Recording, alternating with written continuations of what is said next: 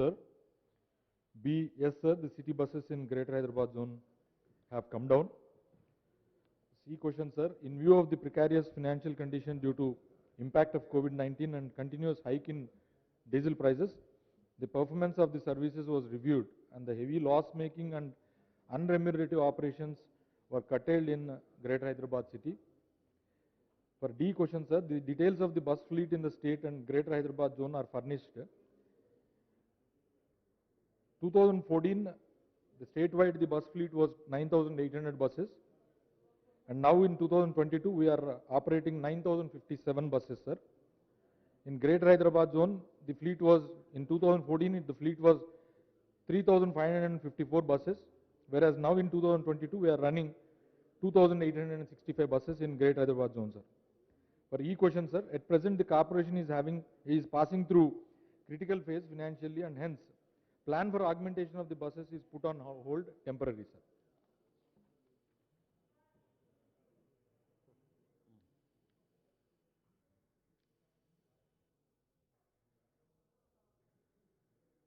Deputy speaker sir,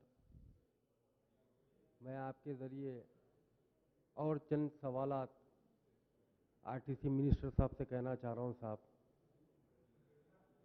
साहब total greater Hyderabad municipal corporation में कितने बस डिपोस है? और कल के डिमांड्स के अंदर मिनिस्टर साहब कहे 689 बसेस कुछ रिड्यूस करे थे। तो मैं आपसे ये पूछना चाह रहा हूं सर, पिछले 15 साल से ज़्यादा जो चल चुके हैं इस ग्रेटर हैदराबाद म्युनिसिपल कॉरपोरेशन में वो कितने बसेस है, और जो बसेस चल रहे हैं वो आज तक कितने किलोमीटर्स चल चुके हैं? और एक sir, total greater Hyderabad municipal corporation में कितने बस स्टॉप्स है जोन वाइज, उसका सवाल जवाब होना चाहिए साहब। और कल के डिमांड्स में मिनिस्टर साहब कहे कि ओल्ड सिटी के अंदर मिनी बसेस बंद कर चुके हैं, आरटीसी लॉस में जा रहा है, बड़ी बस पर किलोमीटर 25 रुपीज़ जाता है, छोटी बस पर किलोमीटर 15 रुपीज़ जाता है। सर मैं आपके ज़रिए मिनिस्टर साहब से एक पूछना चाह रहा हूं साहब, पब्लिक में एक बेचैनी है, पब्लिक में एक तकलीफ है जो बसेस सर्विस नहीं रहने की तरफ से। आप मॉर्निंग आवर्स में और इवनिंग आवर्स में चलाइए सर। आप बीच में जो दिन का वक्त आता है, डिपोज कई जगह बंद है। डिपोज जो हमारे ग्रेटर हैदराबाद म्युनिसिपल कॉरपोरेशन में कई डिपोज है, वहां पर ठहरा करके हैवी रश के वक्त पे बसेस चलाइए, मिनी बस साहब। काफी जरूरत है सर, ओल्ड सिटी के अंदर बाई लेन्स है, छोटे छोटे गलियां हैं, वहां पर बड़े बसेस नहीं चल सकते। उसको देखते हुए हमारी पार्टी की तरफ से एक रिप्रेजेंटेशन किया गया था, जो पिछली गवर्नमेंट क्या बोलते सो एक्सेप्ट करी थी मिनी बसेस चलाने के लिए, वो भी स्टार्ट करना चाहिए। और पिछले 2 साल के अंदर कितने डिपोज क्लोज कर चुके हैं टेम्पररी बेसिस के ऊपर, उसका जवाब होना चाहिए सर। और लास्ट 5 इयर्स में कितने new buses RTC department purchase करा, उसका जवाब दीजिए सर। और सर और एक सर सवालात ये है, जैसा मेट्रो सिटीज है, आज हमारे केटी रामाराव साहब की और गवर्नमेंट ऑफ तेलंगाना की मेहनत है, एक हैदराबाद शहर को आप ग्लोब के अंदर एक निशानदेही पैदा हो रही है हैदराबाद शहर की एक डेवलपमेंट के तहत। कई आईटी इंडस्ट्रीज आ रहे हैं, कई डेवलपमेंट आ रहा है, कई इंफ्रास्ट्रक्चर्स आ रहा है सर। उसके लिए दूसरे मेट्रो सिटीज में कितने बसेस है और हैदराबाद सिटी के अंदर कितने बसेस अवेलेबल है, उसका जवाब होना चाहिए सर। सर और एक चीज ये है, आरटीसी प्रॉफिट कब देती सर? जब उसके एम्प्लॉयज का ख्याल रखा जाएगा। आप बसेस अवेलेबल नहीं है बल्कि बसेस नहीं दे रहे हैं, तो आरटीसी कैसा प्रॉफिट में आएगी सर? बोलिए आप बसेस जब अवेलेबल करके उनको बसेस देंगे आप, तो आरटीसी एम्प्लॉयज चलाएंगे बसेस, तो आरटीसी क्या बोलते हैं सर, उसके ऊपर आएंगी, प्रॉफिट के ऊपर आएगी। और एक चीज सर, बहुत अहम चीज आपसे कहना चाह रहा हूं सर, आपके जरिए मैं मिनिस्टर साहब से, आरटीसी एम्प्लॉयज को गवर्नमेंट ऑफ तेलंगाना की जानिब से यह कहा गया था एक आपके लिए हॉस्पिटल बनाया जाएगा। साहब हॉस्पिटल बनने के वक्त बनेगा। आप और हम आज प्राइवेटली एक ड्राइव करते हैं, एक 1 आवर की, हाफ एन आवर की, सिटी में ये कोने से वो कोने को जाते हैं तो किस तरीके से हालत थक जाती। वो आरटीसी ड्राइवर सुबह से लेकर 8 घंटे तक नॉन स्टॉप इस ट्रैफिक के अंदर हैदराबाद शहर के अंदर बसेस चलाते हैं और दुनिया का वो लोगों को समझो आप तकलीफ होती है। उनकी बीमारी के लिए हॉस्पिटल बने वक्त बनेगा सर। जब तक दूसरे कोई हॉस्पिटल्स में इंतजाम कराकर जितने भी एम्प्लॉइज बीमार पड़ते हैं, कुछ परेशानी आती है तो उनका इलाज का इंतजाम कराने लगाइए। और second sir, total RTC department में 48,000 वर्कर्स है। आप पे स्केल 2017 से आरटीसी ड्राइवर्स को नहीं दे रहे हैं। आप आज 2021 आ गया सर, आज तक भी पे स्केल नहीं मिला। और एवरी 6 मंथ्स में आरटीसी को डीए दिया जाता था, वो डीए को रोक दिया आप लोग। फ्रॉम 3 ईयर्स से कोई डीए मिल रहा नहीं सर। गवर्नमेंट ऑफ तेलंगाना की जानिब से कहा गया था बॉन्ड्स क्या बोलते सो 5 इयर्स के लिए आरटीसी एक बॉन्ड्स दिए थे आरटीसी एम्प्लॉइज को। आफ्टर 5 इयर्स आप क्या बोलते तो वो बॉन्ड्स को यूज कर सकते हैं, आप उसको कर सकते हैं। आज 7 साल हो चुका है सर। सर एक आरटीसी डिपार्टमेंट ऐसा है, गवर्नमेंट कह रही है आरटीसी डिपार्टमेंट लॉस में जा रहा है, इसलिए हम उसको सर एक्साइज डिपार्टमेंट है एग्जांपल के तौर पर, प्रॉफिट में जाता है। तो जो प्रॉफिट में डिपार्टमेंट जाता उसका ही काम होता क्या सर?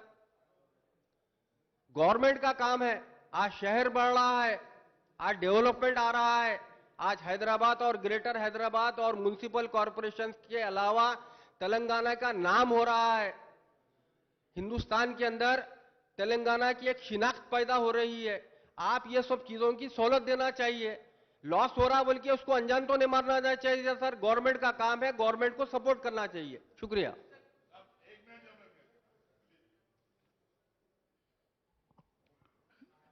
जनाब स्पीकर साहब, मैं हमारे आरटीसी मिनिस्टर साहब से ये रिक्वेस्ट है सारी कि चार मीनार बस स्टैंड जो हटा दिए, चार मीनार बस स्टैंड हटाने की वजह से वहां पर जो तकलीफ हो रही है सराउंडिंग के लोकेलिटीज को, आधा आधा घंटा पूरी ट्रैफिक जाम हो जाती। शाली बंडे से जो बसेस आते, दारुशबा से जो बसेस आते, मेन रोड के ऊपर टर्न होने के लिए काफी दुश्वारी है। तो मेरी हुकूमत से गुजारिश है, खुसूस कर हमारे म्युनिसिपल एडमिनिस्ट्रेशन मिनिस्टर साहब से, जो चार मीनार बस डिपो बस स्टैंड को एक्वायर करके वहां पर पार्किंग लॉट बनाने का जो प्रोग्राम रखा गया है, बहुत अच्छा प्रोग्राम है। जैसा कि कोठी के ऊपर नीचे से बसेस पास हो रहे हैं और ऊपर ऑफिसेस बनाए गए, उस तरीके से वहां पर बस स्टैंड बनाइए ताकि नीचे से बसेस पास हो जाए और ऊपर पार्किंग लॉट बनाया जाए। चूंकि मेरा घर भी वहीं पर है, मेरी केटी रामाराव से मेरी रिक्वेस्ट है, हमारे केटी रामाराव साहब सुनिए मेरी बात को आप। मेरी रिक्वेस्ट है कि चार मीनार बस डिपो को वहां से जो बस स्टैंड को जो वहां से हटा दिया आप, जो चार मीनार पर्यटन जोन के अंदर वहां पर पार्किंग लॉट बना रहे हैं, वहां पर बसेस जो आ रहे हैं, बसेस टर्न लेने के लिए काफी तकलीफ है। सराउंडिंग में आधा आधा घंटा ट्रैफिक पूरी जाम हो जाती। तो कोटी के ऊपर जिस तरीके से बस स्टैंड बनाया गया, जैसा कि नीचे से बसेस पास हो रहे हैं, ऊपर ऑफिसेस बनाए गए, उस तरीके से डिजाइन करके नीचे से बसेस को पास करिए और ऊपर आप पार्किंग लॉट बनाइए। चूंकि वहां के अतराफ के लोगों को काफी दुश्वारी हो रही, तो मेरी आपसे गुजारिश है कि अपने आरटीसी मिनिस्टर साहब और हमारे म्युनिसिपल एडमिनिस्ट्रेशन मिनिस्टर साहब कंसर्न करके वो डिजाइन करें तो मुनासिब रहेगा। शुक्रिया। भलाना जी, आप भी बात करेंगे क्या? बात करेंगे कुछ सो जाएंगे आप? మాట్లాడండి అధ్యక్ష, రాష్ట్రంలో నూతనంగా ఏమైనా బస్ డిపోలు కానీ బస్ స్టేషన్స్ కానీ నిర్మించే అటువంటి ప్రతిపాదన కానీ ఆలోచన కానీ మరి ఆర్టీసీ మాతులు ఏమైనా చేస్తున్నారా లేదా అని అడుగుతా ఉన్నాం సార్. అదేవిధంగా మా ములుగు గ్రామ పంచాయతీగా, మండల కేంద్రంగా, నియోజకవర్గ కేంద్రంగా, జిల్లా కేంద్రంగా అయినప్పటికీ ములుగు జిల్లాలో కానీ ములుగు నియోజకవర్గంలో కానీ కనీసం బస్ డిపో లేదు సార్. అదేవిధంగా బస్ స్టేషన్ కూడా చాలా శిథిలావస్థలో ఉంది. కాబట్టి మా ములుగు అంటే ఈరోజు మీకు అందరూ తెలుసు, మరి సమ్మక్క సారలమ్మ జాతర ద్వారా ఆర్టీసీకి ఎక్కడ నష్టం వచ్చినా ఆ జాతర ద్వారా వారికి 10-12 కోట్ల రూపాయలు వస్తూ ఉన్నాయి సార్. అయినా కూడా ఒక్క బస్ డిపోని ఇవ్వలేకపోతా ఉన్నారు, బస్ స్టేషన్కు నిధులు ఇవ్వలేకపోతా ఉన్నారు. మా ములుగు నియోజకవర్గం కానీ ములుగు జిల్లా కానీ మరి టూరిజంగా కూడా ప్రఖ్యాతిగాంస్తా ఉంది. ఈ మధ్య కాలంలోనే మరి రామప్ప టెంపుల్కి కూడా యునెస్కో గుర్తింపు వచ్చింది, సమ్మక్క సారలమ్మ జాతర ఉంది. మీరందరూ ఎక్కడికో టూరిజానికి గోవాకు పోకుండా మా లక్నవరాన్ని సందర్శించండి. చాలా అద్భుతమైనటువంటి అటవీ పర్యాటక కేంద్రంగా ఉంది. ములుగు జిల్లాలోనే బొగతా వాటర్ ఫాల్స్ ఉన్నాయి. గోదావరి పరివాహక ప్రాంతం కూడా 100 కిలోమీటర్లు ములుగులోనే ఉంది. మంచి అటవీ సంపద కూడా ములుగులోనే ఉంది. అలాంటి ప్రాంతంలో కనీసం బస్సులు రాక ప్రజలు ఇబ్బంది పడతా ఉన్నారు. మారుమూల గూడాలు, తండలు, పల్లెలు. మరి కాబట్టి బస్ సౌకర్యాన్ని విస్తృతపరచాలి, బస్ డిపోనివ్వాలి. బస్ స్టేషన్లు కూడా మండల కేంద్రాలలో కూడా లేవు సార్. మంగపేట కానీ, కన్నాయిగూడెం కానీ, గోవిందరాపేట కానీ, వెంకటాపురం కానీ, పాకాల కొత్తగూడ కానీ ఇలాంటి మండల కేంద్రాల్లో బస్ స్టాండ్ లేక ప్రయాణికులు ఇబ్బంది పడతా ఉన్నారు. కాబట్టి దయచేసి ఇవన్నీ కూడా ఈ శాసనసభ ద్వారా మా మంత్రి గారు శాంక్షన్ ఇవ్వాలని ఈ సందర్భంగా కోరుతా ఉన్నాం సార్. अध्यक्ष मुल्ला उबर खातू साहब, कल भी हम डिमांड के ऊपर मौजम खान साहब को जो है बहुत सारे रिप्लाईज दिए हैं, थोड़े उसमें फिर से आप क्वेश्चंस पूछे हैं सर, और आंकड़े भी बहुत मांगे साहब. जब का तब आंकड़े मिलना बोले तो मुश्किल है, जरूर मैं भिजा दूंगा, मगर ज्यादा से ज्यादा मैं कोशिश करूंगा कि आपके पूरे सवालों को रिप्लाई देने का कोशिश करूंगा साहब. अब हम खमम से साहब, हमारे पास मुसलमान बहुत होते हैं, तो उर्दू में बोलने के लिए कोशिश करता हूं, कोई अगर गलती हो गया तो माफ कर दीजिए साहब. ये आप बोले ऐसा, ये जो मिनी बसेस के बारे में जो कल भी जिक्र हुई थी, आज भी जो आपने बताया था, मिनी बसेस को क्यों नहीं चला रहे करके साहब. अब आपका ओल्ड सिटी नहीं रहा साहब. आप और आपके अकबरुद्दीन साहब और आप एमएलए और हमारे केटीआर साहब पूरे मिलके जो है रोडों को इतना वाइडन कर दिया और ऐसे शानदार फ्लाईओवर्स बना दिए हैं कि वहां पे छोटे छोटे बसों घुसने की जरूरत नहीं साहब. बड़े बड़े मेट्रो आ रहे साहब, 500 करोड़ सब. मैं बताता हूं साहब, मैं आपका भी सवाल जरूर मैं बताता हूं साहब. आपको जो है जो मिनी बसेस जो है इससे पहले हम चला रहे थे, अब जो उसके जगह पे सर बड़े बड़े बसेस ही चला रहे. मिनी बस को क्या है साहब, चलाने में तक दिक्कत क्या है बोली तो उसको जो है अर्निंग पर किलोमीटर जो है बहुत कम आता. तो बड़े बस को चलाया तो ज्यादा पैसेंजर को ले जा सकते हैं, और आपके वैसे भी अभी सड़क ठीक हो गए, इसके वजह से बड़े बसेस ही चला रहे. कुल मिला के आपके ओल्ड सिटी में साहब 2014 से लेके अब तक जो है खाली 98 बसेस कम करे हैं.